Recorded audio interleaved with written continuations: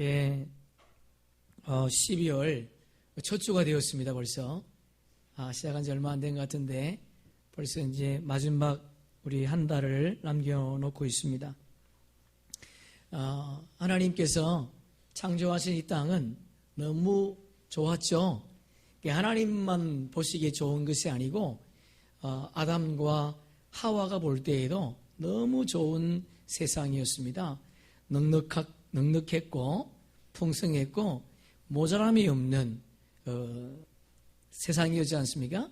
1장, 2장에서 늘 반복되는 단어가 토부라 그랬습니다. 보기에 좋았다라고 하는 단어로 1, 2장이 가득 차 있는데 4장부터 전혀 반전되는 모습을 보지 않습니까? 사람의 죽음이 기록이 되어 있고요. 그리고 6장에 보면 인류가 물 심판을 받는 8명만 남겨놓고 모든 사람들이 다 물에 잠겨 죽는 것을 우리가 6장과 7장을 통해서 보게 되고요. 그리고 11장에 보면 이 땅의 언어가 하나였는데 한 사람도 같이 말을 섞을 수 없는 그런 암울한 세상이 되었습니다. 근데 그 이유를 보니까 창세기 3장에 있었던 이 사건 때문이라는 거지요. 창세기 3장에 보니까 아담과 하와가 범죄함으로 말미암아 좋은 세상, 정말 어느 그 하나 흠잡을 데 없는 아름다운 세상이 보시기에 나쁜 세상이 되어버렸습니다. 그것이 인간의 죄라는 거지요. 죄가 얼만큼 무서운 것인가 우리 다시 한번 성경을 통해서 보게 되는데요. 여러분, 이 죄가 우리들의 삶 속에서 떠나가기를 축복합니다. 여러분의 가정에서도 떠나가기를 바랍니다. 그래서 온전한 하나님께서 원하시는 토부의 세상이 여러분의 가정과 일터와 그리고 우리 개인의 삶 속에 있기를 주님의 이름으로 축복합니다. 여러분, 어떤 분이 베레미 그러면 타락하기 전에 말을 했습니까? 그렇게 묻는 분이 있어요. 여러분, 창세기 3장 14절 한번 봅시다. 창세기 3장 14절. 자, 우리 함께 읽어봅니다. 시작. 여호와 하나님이 뱀에게 이르시되 내가 이렇게 하였으니 내가 모든 가축과 들의 모든 짐승보다 더욱 저주를 받아 배로 다니고 살아있는 동안 흙을 먹을지니라. 이게 보니까요, 만약에 뱀이 타락하기 전에 말을 했다면 어떻게 써야 됩니까? 그가 종신토록 말을 못할 것이라 그렇게 기록해야 되지 않습니까? 그런데 그 내용이 없어요. 그런 거 보면 뱀이 타락하기 전에도 말을 못했다는 겁니다. 우리가 알고 있는 것처럼 이스라엘 백성들이 애굽에서 출애굽하지 않습니까? 정말 그들이 하나님의 도우심으로 홍해를 건너오고요. 그리고 아말렉 전투에 승리하고요. 먹을 것이 없는 그 강야를 하나님께서 하늘에서 만나를 내리셔서 먹게 하셨습니다. 입고 있는 옷이 한 번도 헤어진 적이 없어요. 신고 있는 신발도 떨어지지 않았습니다. 그런데 모압 평지에 도착하니까 그 모압 왕 발락이라는 사람이요, 두려운 거예요. 야, 저 민족이 우리나라를 쳐들어오겠구나. 그런 두려움에 사로잡혀 있을 때에 그가 이 부올의 아들 발람을 부릅니다. 부른 이유가 뭔가 하면 이스라엘 백성들을 저주해달라는 거예요. 그런데 그냥 부른 것이 아니고요, 금은 보화를 싸가지고 갔습니다. 대신들을 보내서 이 돈을 줄 테니까 저 이스라엘 민족을 좀 저주해달라는 겁니다. 그러니 발람이 가지 않습니다. 하나님께 기도해보겠다는 거지요. 기도했더니 하나님 뭐라 그러죠? 그 백성을 저주하지 말라는 거예요. 그들과 함께 가지 말라는 겁니다. 하나님이 복을 주었다는 거예요. 여러분, 주님은 우리에게 복의 근원인 줄로 믿습니다. 그분이 우리에게 복 주시는 분인 줄로 믿습니다.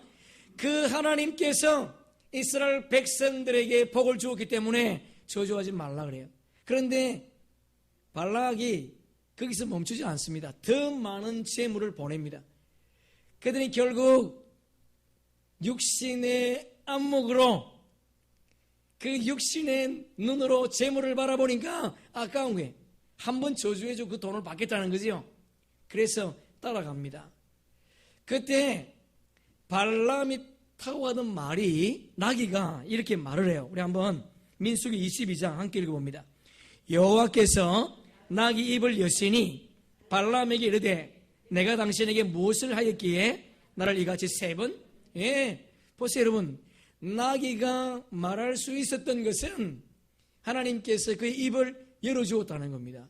그렇다면 뱀이 말할 수 있는 존재가 아니고요, 하나님이 그 입에 말을 집어넣었다는 거지요. 그러니까 뱀을 사단의 도구로 썼다는 겁니다. 여러분, 동물만 잘 들으세요 여러분, 동물만 사단의 도구로 쓰임받는 것이 아닙니다. 인간도 사단의 도구로 쓰임받을 수 있다는 거예요.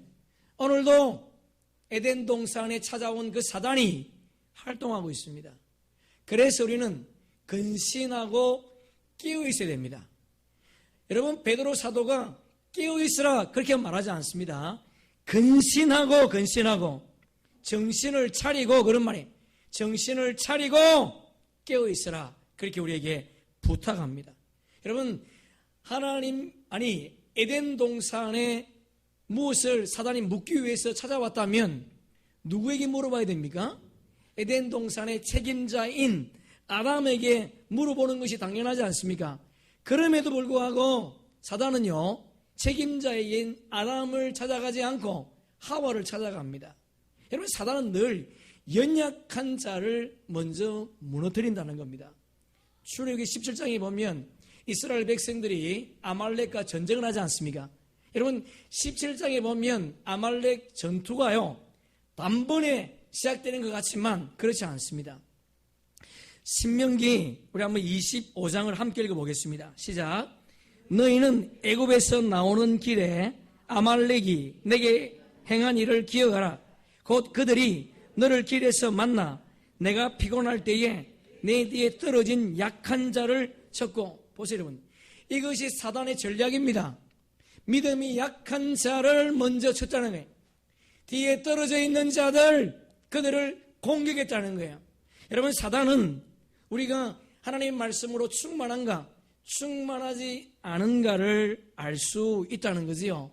여러분, 사단은 하나님의 말씀을 직접 들었던 아담을 공격하지 않습니다. 아담으로부터 들었던, 사람으로부터 말을 들었던 하와를 공격한다는 거예요. 그래서 제가 지난 두 주 전에 그렇게 말씀하셨지 않습니까? 말씀드리지 않습니까? 여러분, 우리가 하나님의 말씀을 직접 듣는 거 중요합니다. 그분을 경험하는 거 중요해요. 저와 여러분이 이 땅의 삶을 살아갈 때에 어느 누구의 믿음을 부러워하지 마시고, 하나님은 오늘도 끊임없이 우리에게 말씀하십니다. 그 말씀하시는 주님은 귀 있는 자는 분명히 들을 수 있다고 말씀하셨으니까 그분이 나에게 어떤 말씀을 하시는지 오늘 이 강단을 통해서 그 말씀을 들을 수 있기를 주의 이름으로 축복합니다. 여러분, 하나님은 선악과를 따먹으면 반드시 죽고 죽을 것이라 그렇게 말하지 않습니까? 그런데 사단은요, 결코 죽지 아니하리라. 사단은 결코 죽지 아니하리라. 그런데 하와가 그 말을 중간에 듣고 어떻게 합니까? 죽을까 하노라. 변질시키죠. 여러분, 하나님의 말씀을 가장 많이 변질시키는 사람이 누구겠습니까? 목회자입니다, 여러분. 목회자가 하나님의 말씀을 제일 많이 변질시킵니다. 강단에서 1년이 넘도록 죄에 대해서 설교하는 강단이 많습니다. 1년이 넘도록 천국과 지옥에 대해서 말하지 않는 강단이 많습니다. 자기의 사리 사역을 위해서 복받으라, 형통하다는 말씀만 하지요. 여러분, 구원은 그런 것이 아니에요. 교회만 출입한다고 해서 우리에게 구원이 당연하다, 아니에요. 그렇지 않습니다. 하나님은 죄를 지은 인간을 영원한 지옥으로 보내는 분인 줄로 믿습니다. 여러분, 호흡이 끊어진, 하나님의 생명력이 없는 인간과 동물은 똑같습니다. 왜? 동물과 사람은 흙으로 지었으니까. 하나님의 호흡, 하나님의 생명력이 없는 인간은 동물과 똑같아요. 여러분, 죽어있는 동물을 보고 안 됐다라고 말하는 사람이 있습니까? 바퀴벌레가 죽은 것을 보고 정말 안 됐네, 무덤을 파서 묻어주는 사람이 있습니까? 없습니다. 하나님은 사랑의 하나님이시지만 하나님의 생명력이 떠나간 사람을 사람으로 취급하지 않습니다. 동일한 동물과 같이 취급한다는 거예요. 여러분, 우리가 이 땅의 삶을 살아갈 때에 하나님을 어느 정도 알고 있는가? 하나님을 우리가 어떻게 알고 있는가? 그것이 중요하다는 거예요. 여러분의 삶 속에 하나님의 지식으로 가득할 수 있기를 축복합니다. 지난번에 말씀드렸지만 물컵에 물이 있지 않습니까? 비어있는 물의 공간만큼, 이 물이 컵이 저의 머리라면 비어있는 공간만큼 사단이 활동합니다. 여러분의 삶 속에 하나님의 말씀으로 가득 채워져서 어느 사단의 유혹도 물리칠 수 있기를 축복합니다. 여러분 보세요. 우리가 성경을 공부할 이유가 여기에 있습니다. 성경을 읽어야 될 이유가 여기에 있는 거예요. 하루에 한 번 교회 나와서 예배 드린다고 해서 충분하지 않습니다. 하루에 한 번 예배 드린다고 해서 하나님 앞에 온전한 사람으로 살 수 없다는 겁니다. 하루 한 번 주님 앞에 주일날 예배 드리는 것으로 여러분의 사명을 감당할 수 없다는 거예요. 우리의 삶 속에 주의 말씀으로 가득 채워서 하나님의 사람으로 사단이 어떤 유혹도 물리칠 수 있는 기쁜 우리 교회의 성도님들 되기를 주의 이름으로 축복합니다. 여러분, 하와가 사단에게 마음이 빼앗기자 말자 지금까지 보아왔던 선악과 나무가 달리 보였습니다. 지금까지 늘 보던 나무였습니다. 선악과 나무는 변하지 않습니다. 세상은 변하지 않습니다. 여러분, 세상은 변하지 않습니다. 똑같습니다. 어제의 세상이나 100년 전의 세상이나 똑같습니다. 전도서 기자가 말하기를 이 땅은 영원히 오고 오는 세상 속에 동일하다 말씀하고 있습니다. 여러분, 선악과 나무는 동일했지만 사단에게 마음을 빼앗긴 하와의 마음이 달라졌습니다. 지금까지 봤던 거 그냥 보았지만 사단에게 마음을 빼앗기는 순간 먹음직도 하고 보암직도 하고 지혜롭게 탐스럽게 보였다, 그렇게 기록하고 있습니다.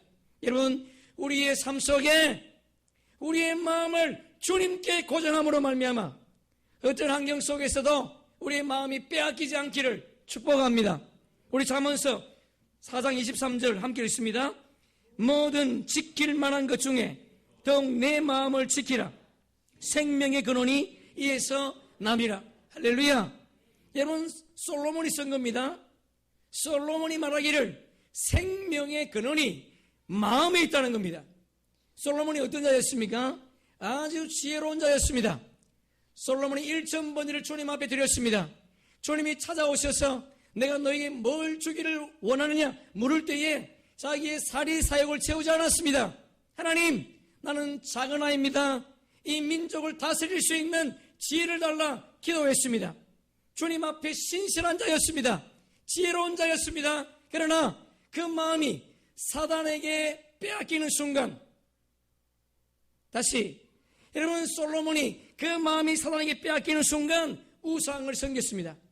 그 마음이 사단에게 빼앗기는 순간 정략적인 결혼을 했습니다. 그 마음이 사단에게 빼앗기는 순간 자신의 권력을 지키기 위해서 세상의 힘을 의지했다는 거예요. 솔로몬이 우리에게 부탁합니다. 건면합니다. 여러분의 마음이 생명의 근원이라고.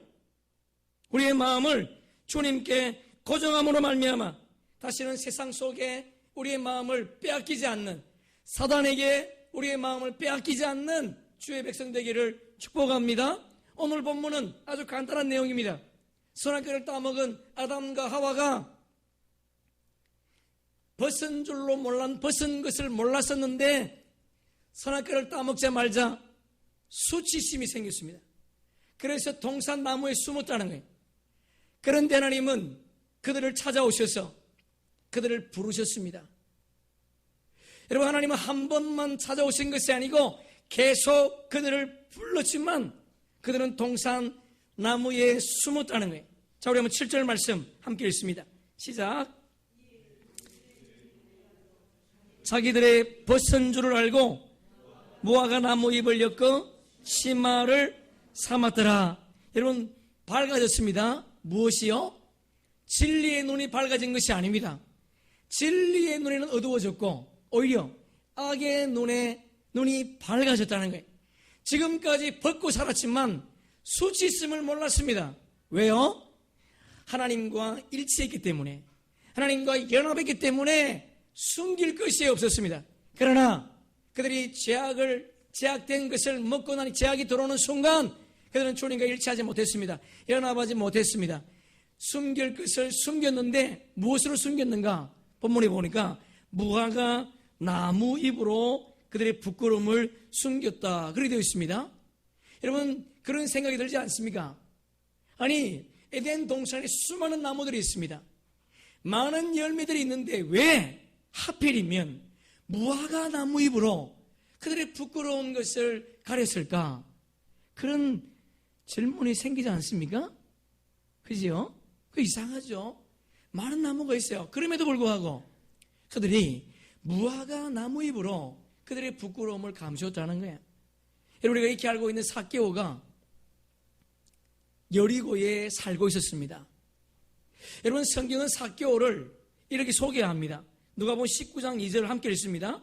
삭개오라 이름하는 자가 있으니 세리장이요 또 부자라. 다시 한번 읽습니다. 시작. 삭개오라 이름하는 자가 있으니 세리장이요 또한 부자라. 여러분, 우리에게 무슨 메시지를 주지요? 여러분, 삭개오는 부자였습니다. 그런데 삭개오를 소개할 때에 부자라 그렇게 소개하지 않고 삭개오는 세리장이요 부자라 그렇게 말하고 있습니다. 부자였기 때문에 세리장이 아니고 세리장이었기 때문에 부자였다는 거예요. 여러분, 이스라엘 백성은 지금 로마의 시민, 로마의 압제아래 있지 않습니까? 로마의 압제아래 지금 살고 있습니다. 로마가 정복한 나라에다가 일정한 세금을 거뒀습니다. 세금을 거둘 때에 자기 나라 민족의 사람들을 쓰지 않고 정복한 나라의 사람들을 선별을 해서 그들을 세리로 선택했습니다. 여러분, 삭개오는 이스라엘 백성입니다. 그래서 이스라엘 백성인 삭개오가 이스라엘 백성들에게 로마인들이 징수한 세금을 걷는 거예요. 그게 세리입니다. 지금의 세리와 다른 것은 나라에서 세금을, 월급을 주는 것이 아니고 그들이 거둬들인 것만큼 그들이 자기 주머니에 집어넣는 거예요. 예를 들면 로마에서 1년에 세금을 100원이라고 얘기한다면 이 사람들이 어떤 사람에게는 200원, 어떤 사람에게는 1000원을 거두는 겁니다. 그리고는 일정에겐 100원을 로마에다 갖다 바치고 나머지는 자기 주머니에 넣는 거예요. 그러니까 삭개오가 뭐가 되었다고요? 부자가 되었다는 거예요. 여러분, 잘 들어보세요. 여러분, 삭개오 그냥 부자가 된 게 아닙니다. 부자였기 때문에 세리장이 아니었습니다. 세리장이었기 때문에 부자였습니다. 그래서 삭개오는 자기 백성들로부터 손가락질을 받았습니다. 매국노라고 하는 따돌림을 받았습니다. 그의 이름은 자카이오스라고 하는 착한 자, 의로운 자, 선한 자, 순결한 자, 그런 뜻입니다. 여러분, 부모로부터 그런 이름을 부여받았지만 삭개오는 순결하지 못했습니다. 순결하기보다는 불결했습니다. 의롭기보다는 불의했습니다. 바르게 살지 못하고 부정직했습니다. 여러분, 비틀어진 마음을 가지고 살아가는 삭개오, 민족과 함께 동족과 함께 마음을 나누고 싶었지만 그는 세상의 모든 것을 빼앗겼습니다. 세상의 눈이 멀었습니다. 명예의 눈이 멀었습니다. 그런데 어느 날 삭개오의 마음속에 변화가 찾아왔습니다. 여리고에 찾아오신 예수님을 보고 싶은 거예요. 그분을 만나면 자기 인생이 바뀐다는 것을 그가 믿었습니다. 여러분, 삭개오가 예수님 만나러 가지 않습니까? 사람들이 너무 많아요. 키가 작은 삭개오 예수님 볼 수 없으니까 무화과 나무 위에 올라갑니다. 여러분, 무화과 나무 위에서 예수님을 바라보고 있는 그 순간 예수님이 무화과 나무 위에 있는 삭개오를 만나 주었습니다. 여러분, 삭개오가 예수님 만나고 나서 어떻게 대답하는가? 우리 한번 누가복음 19장 8절 함께 읽습니다.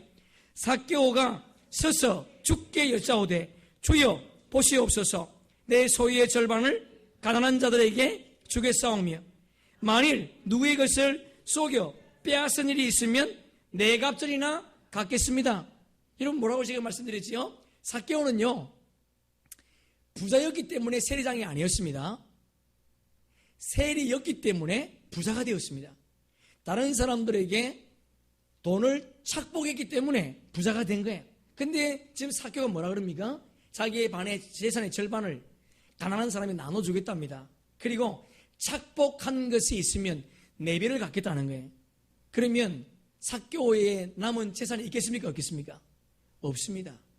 삭개오는 모든 것이 없어도 된다는 거예요. 왜 그럴까요? 삭개오에게는 새로운 생명이 주어졌기 때문입니다. 여러분, 그는 새로운 생명을 만나는 순간 재물을 버렸습니다. 새로운 생명을 만나는 순간 명예를 버렸습니다. 여러분, 무화과 나무에서 예수를 만난 그 사람이 새 생명이 시작되었다는 거예요. 우리가 알고 있는 것처럼 예수님께서 이 땅에 오셔서 12 제자를 선택하지 않습니까? 빌립을 불렀습니다. 빌립이 예수를 만나고 메시아를 만난 기쁨을 감출 수가 없는 거예요. 그래서 나다나엘을 찾아갑니다. 전도합니다. 내가 구약의 모세의 결과 그리고 예언자들이 말했던 그 메시아를 만났다는 거예요. 그 사람이 나사렛 예수라는 거지요. 근데 나다나엘이 뭐라 그럽니까? 나사렛에서 그런 사람이 나올 수 없다는 겁니다. 그때 빌립이 멈추지 않습니다. 와보라는 겁니다. 그분을 만나보면 너의 생각이 달라질 거라는 거예요. 여러분, 나다나엘이 예수를 만나지 않습니까? 예수님께서 뭐라 그러죠? 네가 참으로 참 이스라엘이구나. 너 속에는 간사한 것이 없다. 그럽니다. 그때 나다나엘이 예수님께 언제 저를 보시고 아십니까? 그렇게 물을 때에 예수님은 네가 무화과 나무 아래 있을 때에 내가 보았느니라. 할렐루야. 이스라엘에 선한 왕이 있었습니다. 히스기야 왕. 다윗 이후로 위대한 왕 가운데 히스기야 왕이 있었는데 히스기야 왕이 병이 들었습니다. 하나님께서 이사야를 보내지 않습니까? 가서 정리하라는 거예요. 네가 이제 곧 죽을 거니까 정리하라. 그래서 이사야가 주님의 말씀을 부여잡고 히스기야 왕을 찾아옵니다. 하나님께서 당신의 생명이 끝날 거니까 정리하라고 합니다. 여러분, 히스기야가 주님 앞에 기도합니다. 하나님, 내가 이 땅에서 주님을 위해서 성실하게 그리고 최선을 다해서 주님을 섬긴 것을 기억해 주십시오. 여러분, 멋있지 않습니까? 여러분, 정말 히스기야가 멋있지 않습니까? 하나님, 내가 주님을 섬길 때에 그냥 섬기지 아니하고 주님을 섬길 때에 성실함으로 그리고 최선을 다해서 당신을 섬긴 것을 기억해 주십시오. 여러분, 이 기도가 떨어지자마자 하나님은 히스기야의 기도를 들으셨습니다. 돌아가는 이사야를 다시 불러서 히스기야에게 가라는 거예요. 그리고 가서 내가 너의 생명을 15년 연장시켜 주겠다 말하라. 근데 보세요. 여러분, 놀라운 사실이 있습니다. 우리 열왕기 하 20장 6절 7절 함께 읽습니다. 시작. 내가 내 말에 열왕기 하 20장 6절 7절 내가 좀 써놓으라 그랬던데 우리 성경을 찾습니다. 이사야 20장 6절 열왕기 하 20장 6절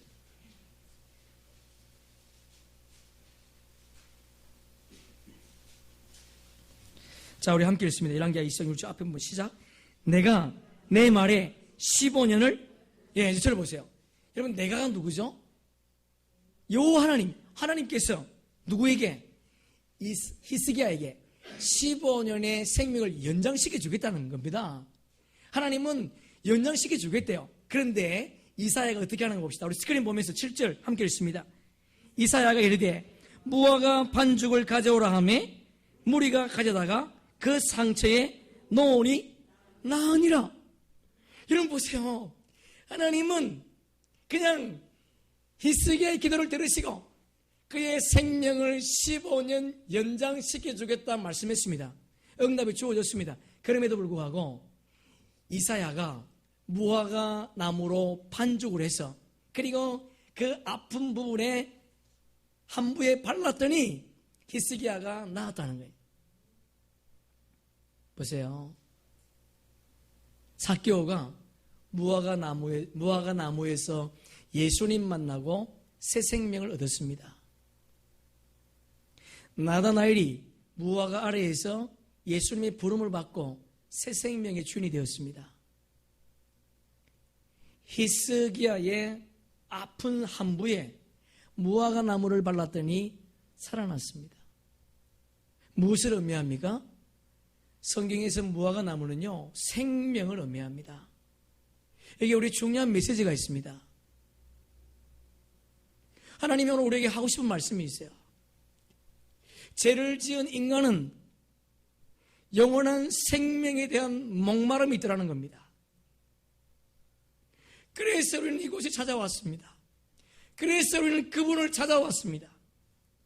여러분, 영원한 생명에 대한 목마름이 없이는 주님을 만날 수가 없습니다. 세상의 과학이, 세상의 철학이, 세상의 그 어떤 종교가 무화과 나무를 대신할 수 없습니다. 오직 예수님만이 무화과 나무를 대신할 수 있습니다. 예수님이 생명입니다. 그분이 진리입니다. 그분이 길입니다. 그분이 없이는 우리에게는 영원한 생명이 없어요. 많은 사람들이 무화과 나무로 자신의 생명을 더 연장시켜보려고 하지만 이 땅에 어떤 것도 무화과 나무를 대신할 수가 없습니다. 우리 전도서 3장 11절 함께 읽습니다. 하나님이 모든 것을 지으시되 때를 따라 아름답게 하셨고 또 사람들에게 영혼을 사모하는 마음을 주셨느니라. 할렐루야. 아멘. 왜 그럴까요? 하나님 우리를 만드시고 우리 코 속에 생기를 불어넣었습니다. 그래서 우리는 생명이 되었어요. 그래서 모든 사람은 자기 스스로 채울 수 없는 공간이 있다는 거예요. 여러분, 어느 누가 자기의 생명을, 영원한 생명을 무엇으로 바꿀 수 있겠습니까? 무엇으로 채울 수 있겠습니까? 아무도 없습니다. 우리는 그 영원한 생명의 목마름이 있어 이곳에 온 거예요. 여러분, 정말 잘 오셨습니다. 그분만이 우리를 영원한 생명으로 인도합니다. 그러나 중요한 것이 있습니다. 교회만 출입한다고 해서 영원한 생명이 주어지지 않습니다.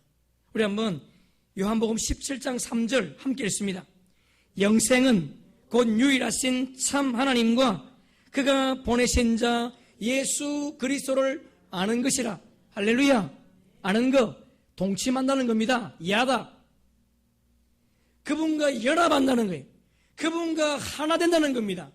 여러분, 저와 여러분이 여기 온 거 정말 잘하셨습니다. 이제 정말 여러분이 영원한 생명을 얻기를 원한다면 그분과 하나 되세요. 그분과 연합하세요. 그러면 여러분의 삶 속에 영원한 생명이 주어질 줄로 믿습니다. 두 번째, 여러분, 하나님은 범죄한 인간을 즉시 찾아오셨습니다. 범죄한 인간을 한 달 후에, 일주일 후에 찾아온 것이 아니고 즉시 찾아오셨어요. 한번 8절 말씀 함께 읽습니다. 그들이 그날 바람이 불 때 동산 안에 거니시는 여호와 하나님의 소리를 듣고 아담과 그의 아내가 여호와 하나님의 낯을 피하여 동산 나무 사이에 숨은지라. 여러분, 그날 줄 한번 쳐보세요.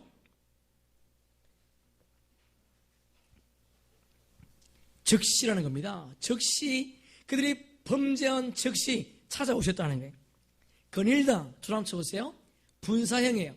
하나님께서 계속 거닐었다는 겁니다. 계속 그들을 찾았다는 거지요. 그분이 계속 그리고 불렀습니다. 그런데 8절 끝에 보니까 뭐라고 되어 있습니까? 숨은지라. 여러분, 그들이 숨는다고 숨어집니까?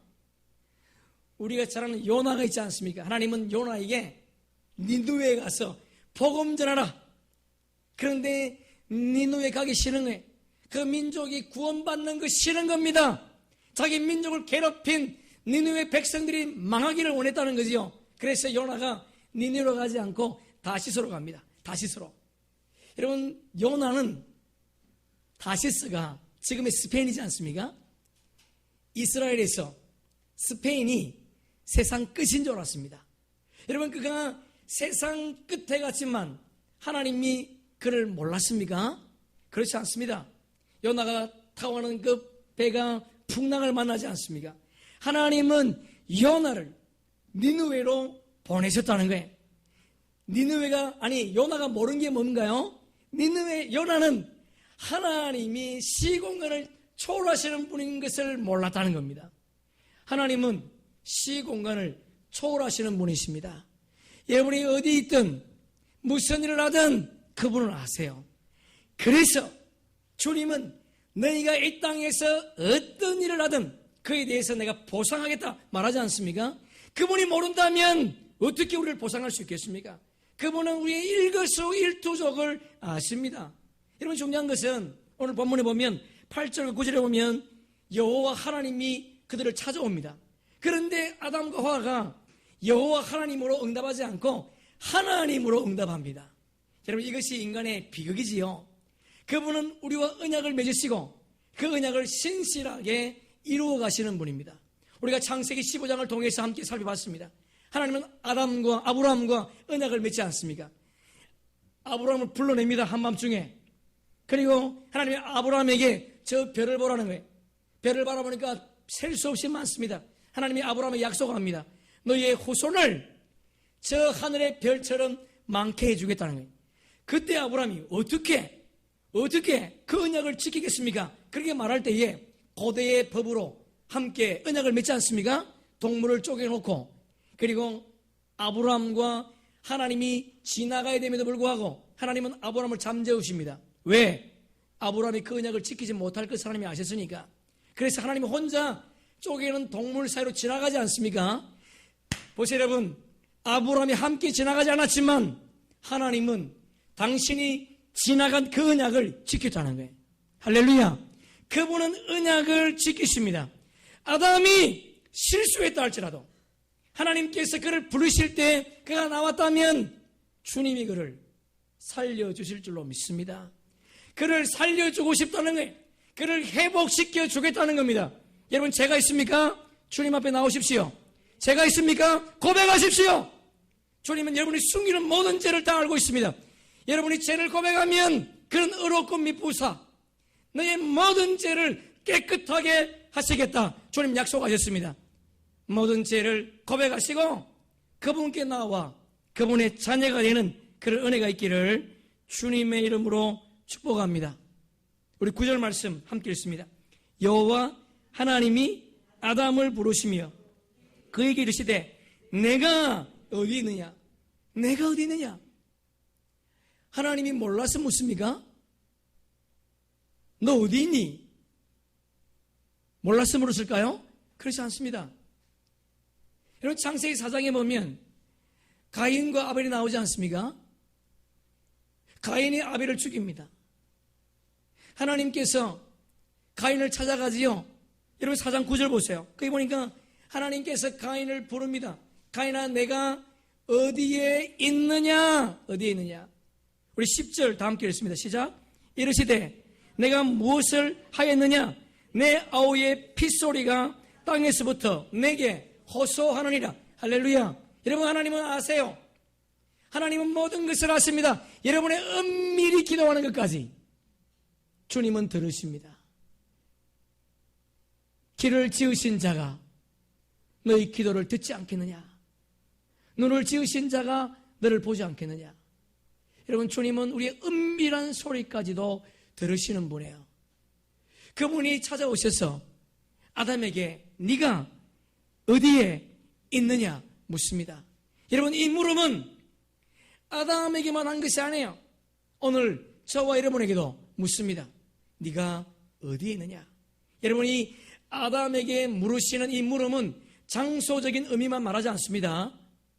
장소적인 의미가 아니에요. 자, 우리 스크린 보면서 한번 봅시다. 첫째, 누구와 함께 있느냐? 주님 묻습니다.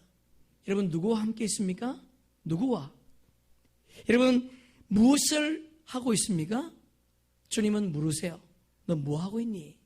세 번째, 어디로 가고 있느냐? 이것은 본질적인 물음입니다. 여러분, 이 물음은 본질적인 물음이에요. 이 땅에 태어난 모든 사람들, 예수를 믿든 믿지 않든 모든 사람들이 고민하는 첫 번째가 고민이 뭐예요? 내가 어디서 와서 어디로 가며 왜 사는가에 대한 물음. 아무도 어느 한 사람도 이 물음을 안 해본 사람 없지 않습니까? 모두가 다 내가 어디서 와서 왜 살며 어디로 가는가. 여러분, 여기서 제일 중요한 물음이 있다면 내가 어떻게 사는가, 그거지 않습니까? 오늘 본문 속에서 하나님께서 네가 어디 있느냐, 그 물음은 네가 지금 어떻게 살고 있느냐 주님 묻는 거예요. 이것만큼 중요한 거 없습니다. 여러분, 저와 여러분이 이 땅에서 어떻게 살고 있는가 다시 한번 곰곰이 생각해 보세요. 이 물음은 정말 중요하고, 그리고 정말 내가 어떻게 살고 있는가, 여러분 다시 한번 자신을 돌아봐야 됩니다. 왜냐하면 여러분이 어떻게 사느냐에 따라서 여러분의 영혼이 결정됩니다. 내가 주님과 바른 관계 속에 살면 영원한 천국에서 영원히 살지만, 주님과 바른 관계로 살지 않으면 영원한 지옥에서 영원히 삽니다, 여러분. 그래서 여러분, 내가 지금 이 땅에서 어떻게 사는가 중요한 거예요. 교회만 출입한다고요? 된다고요? 아니에요. 주님은 네가 지금 교회에 앉아있냐, 장소의 의미를 묻지 않습니다.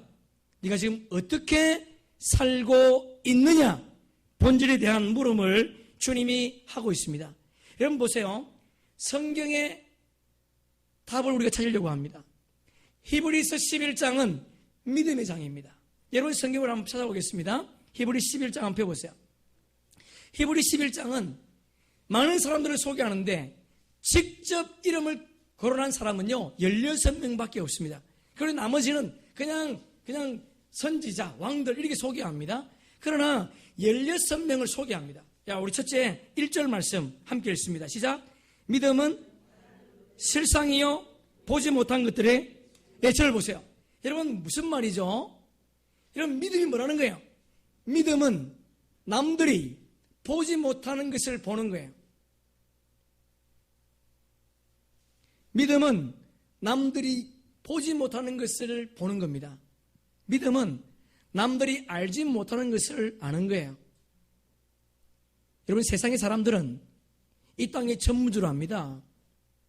우리는 영의 눈을 뜨고 영의 귀가 열려서 주님을 보고 그분을 만나고 그분과 대화합니다. 맞습니까? 예, 믿음은 그런 거예요.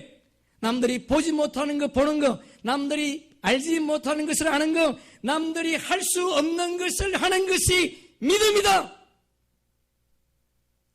정확하게 성경은 우리에게 정의를 내려주고 있습니다. 그리고 이어서 보세요.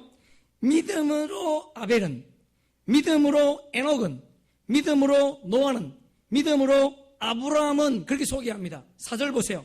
4절 보니까 아벨이죠. 믿음으로 아벨은. 여러분 아벨은 예배를 드리다가 순교했습니다. 주님은 오늘도 예배하는 자를 찾는 줄로 믿습니다. 우리는 자유롭게 예배를 할 수 있지만 이 땅 너머는 예배를 드리기 때문에 순교하는 자들이 있습니다. 우리가 볼 때 어리석은 것 같지만 그들은 그것이 기쁨이라는 거예요. 왜?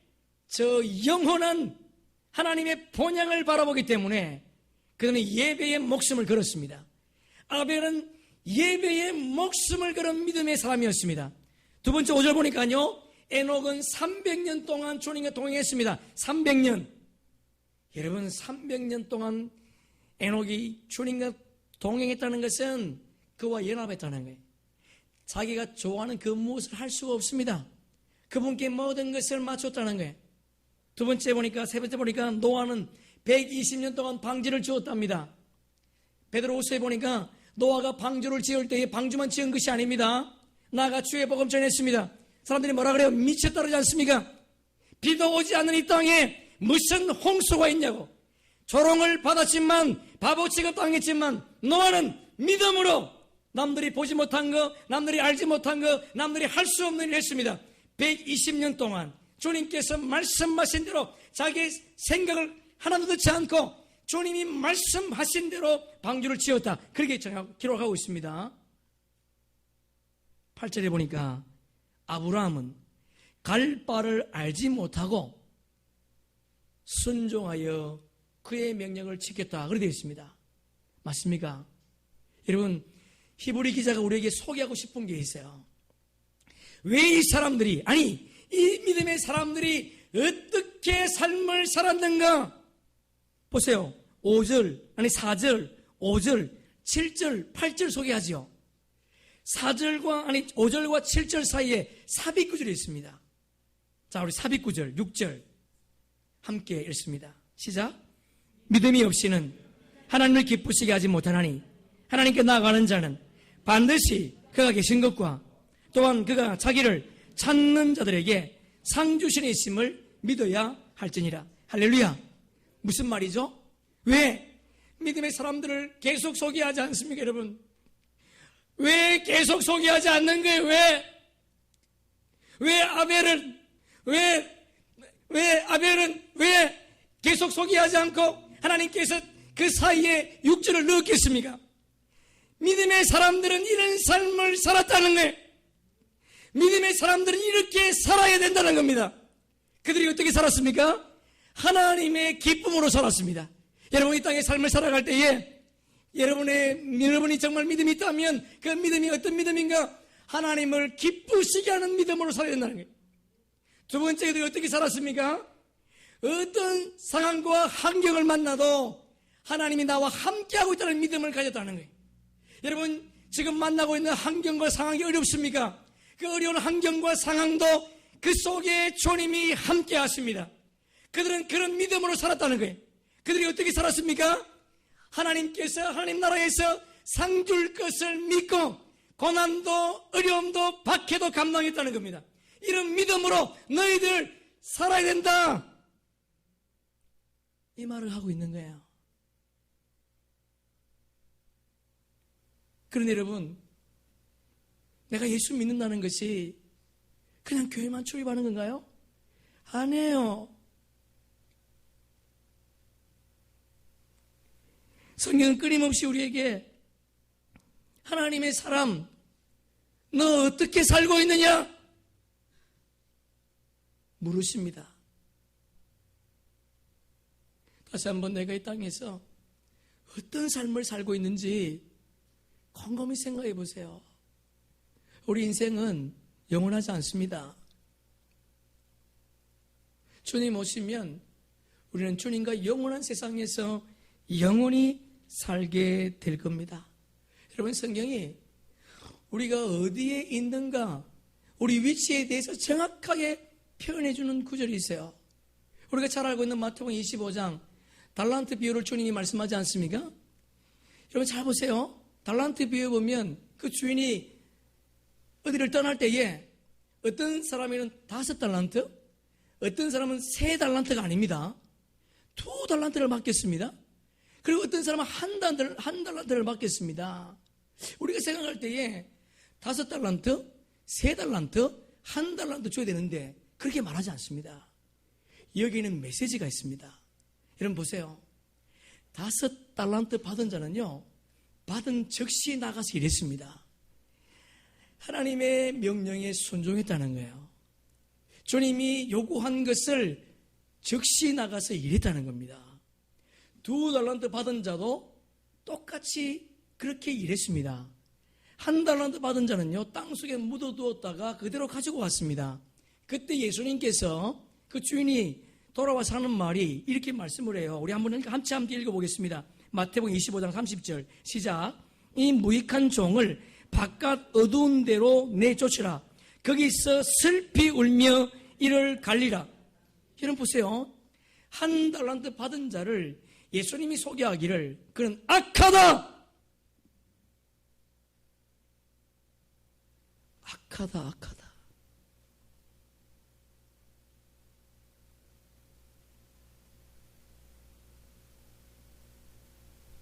보세요. 1달란트 받은 자를 우리 사단으로 상징한다면 또 1달란트 받은 자가 사탄의 모습과 똑같습니다. 원망하고 불평하고, 예? 자기 잘났다고 얘기하고, 다른 사람 말을 안 듣고, 심지어 주인의 말도 안 들으니까 그 사단이죠. 1달란트 받은 자를 사단으로 우리가 상징한다면 5달란트 받은 자를 예수님으로 상징할 수 있습니다. 그렇다면 3달란트가 아니고 2달란트 받은 자는요, 이 땅에 살아가는 모든 교인들이에요. 이 땅의 모든 교인들이 2달란트 받은 자입니다. 여러분, 2달란트 받은 자가 어디에 가깝습니까? 1달란트에 가까워요. 여러분, 1달란트에 가까워요, 우리는요. 왜? 죄를 지었으니까. 왜? 연약하니까. 그런데 연약한 인간이지만, 연약하고 약한 인간이지만 그렇게 살지 않은 사람들도 있더라고요. 그리고 여기 있는 분들도 대부분 그렇게 살려고 노력하지 않습니까? 모두는 아니지만 그렇게 살려고 하는 사람들이 있어요. 여러분, 우리는 1달란트 사단에 가깝습니다. 우리의 마음을 조금만 다른 곳에 시선을 두면요, 사단이 좋아하는 거 할 수 있습니다. 세상이 너무 좋습니다. 하나님을 대신할 것이 너무 많습니다. 글로 빠져드는 청년들이 많습니다. 교회 학교가 없는 교회가 많습니다. 여러분, 심각하게 들으셔야 돼요. 내 자녀 괜찮겠지? 아니에요. 심각합니다. 정말. 우리는 1달란트에 가깝습니다. 그런데 2달란트 받은 자가 어떻게 해서 5달란트 받은 자처럼 똑같은 칭찬을 받았을까? 여러분, 성경을 찾습니다. 마태복음 25장.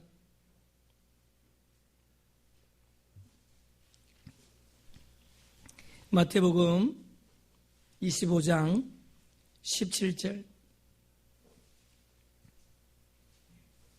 마태복음 25장 17절. 시작. 2달란트 받은 자도 그같이 하여 또 2달란트를 남겼으며. 우리 주로 한번 칩시다. 그같이 하여.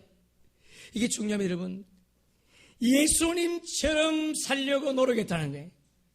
예수님처럼 살려고 몸부림쳤다는 겁니다. 우리 그렇게 삽시다. 그렇게 살아서 예수님께서 받았던 그 칭찬, 우리도 동일하게 주님으로부터 칭찬받는 그런 은혜가 있기를, 저와 여러분의 삶 가운데 있기를 축복합니다. 말씀을 정리합니다. 하나님 우리 인간에게 영혼을 사모할 수 있는 마음을 주었습니다. 여러분, 우리의 인생은 여기서 끝나지 않습니다. 우리 인생은 영원히 살아요. 성경에 보니까 영원한 것이 3개 있습니다. 삼위 하나님이 영원하십니다. 하나님의 말씀이 영원합니다. 1.1핵도 이 땅에 떨어지지 않겠다 말씀하셨습니다. 이 땅에 태어난 모든 존재, 모든 사람이 영원합니다.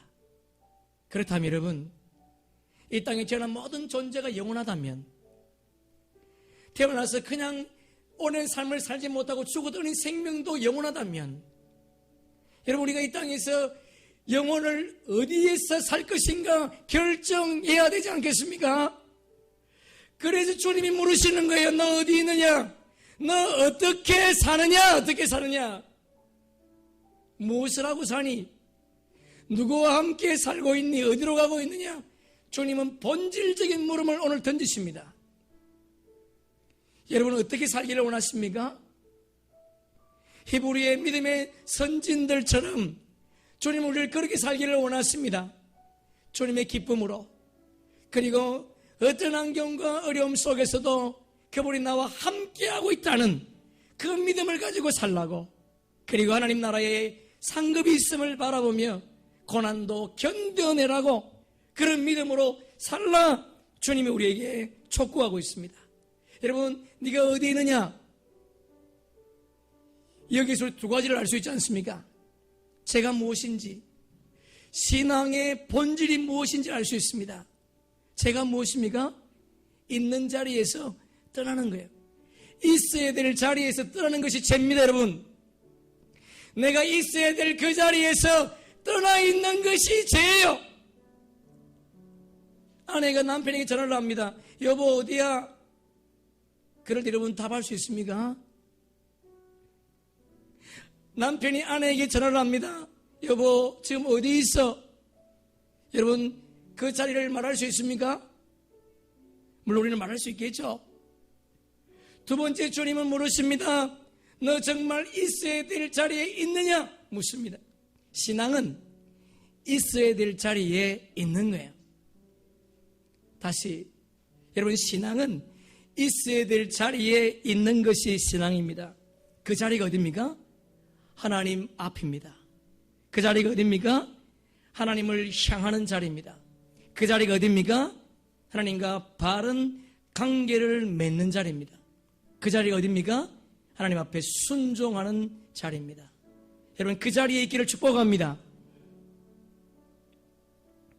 찬송가 391장에 보니까 이런 가사가 있습니다.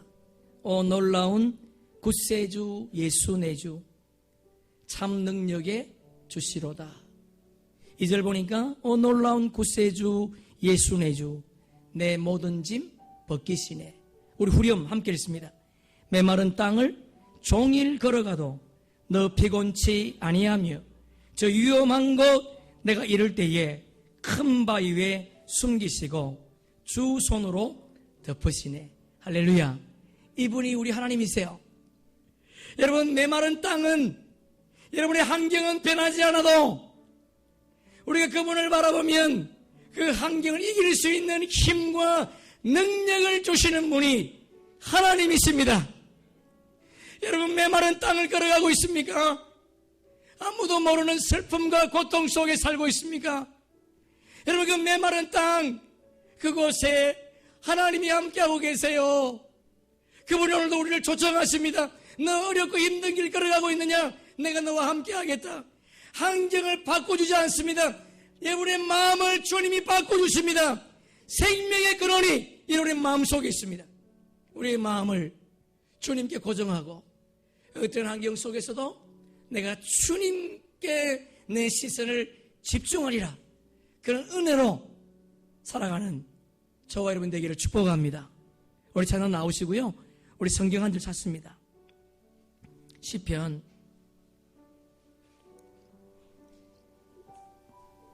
28편 7절 말씀 우리 한 절을 찾습니다. 시편 28편 아버지 7절 말씀